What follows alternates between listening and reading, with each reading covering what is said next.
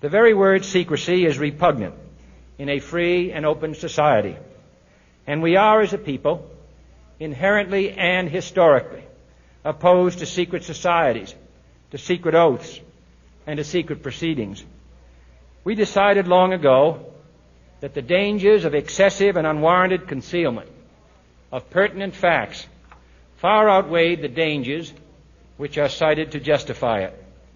Even today, there is little value in opposing the threat of a closed society by imitating its arbitrary restrictions. Even today, there is little value in ensuring the survival of our nation if our traditions do not survive with it. And there is very grave danger that an announced need for increased security will be seized upon by those anxious to expand its meaning to the very limits of official censorship and concealment. That I do not intend to permit to the extent that it's in my control. And no official of my administration, whether his rank is high or low, civilian or military, should interpret my words here tonight as an excuse to censor the news, to stifle dissent, to cover up our mistakes, or to withhold from the press and the public the facts they deserve to know.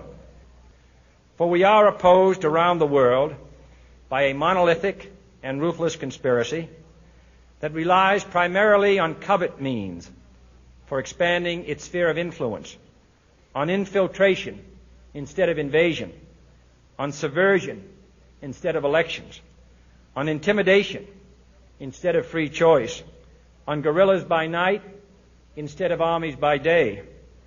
It is a system which has conscripted vast human and material resources into the building of a tightly knit, highly efficient machine that combines military, diplomatic, intelligence, economic, scientific, and political operations.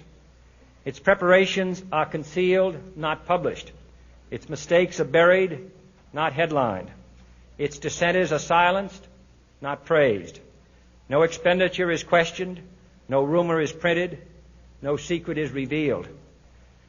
No president should fear public scrutiny of his program, for from that scrutiny comes understanding, and from that understanding comes support or opposition, and both are necessary. I am not asking your newspapers to support an administration, but I am asking your help in the tremendous task of informing and alerting the American people. For I have complete confidence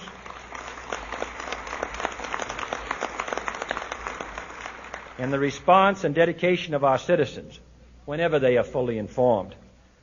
I not only could not stifle controversy among your readers, I welcome it. This administration intends to be candid about its errors. For as a wise man once said, an error doesn't become a mistake until you refuse to correct it. We intend to accept full responsibility for our errors, and we expect you to point them out when we miss them.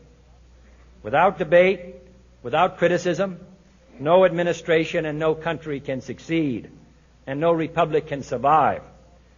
That is why the Athenian lawmaker Solon decreed it a crime for any citizen to shrink from controversy.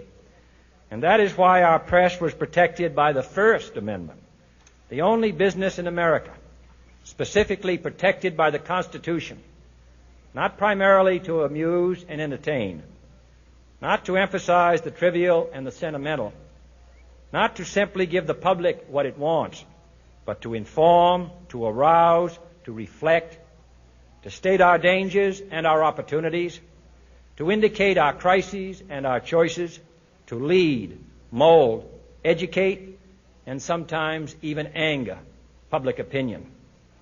This means greater coverage and analysis of international news, for it is no longer far away and foreign, but close at hand and local. It means greater attention to improved understanding of the news, as well as improved transmission. And it means, finally, that government at all levels must meet its obligation to provide you with the fullest possible information outside the narrowest limits of national security. And so it is to the printing press, to the recorder of man's deeds, the keeper of his conscience, the courier of his news, that we look for strength and assistance, confident that with your help, man will be what he was born to be, free and independent.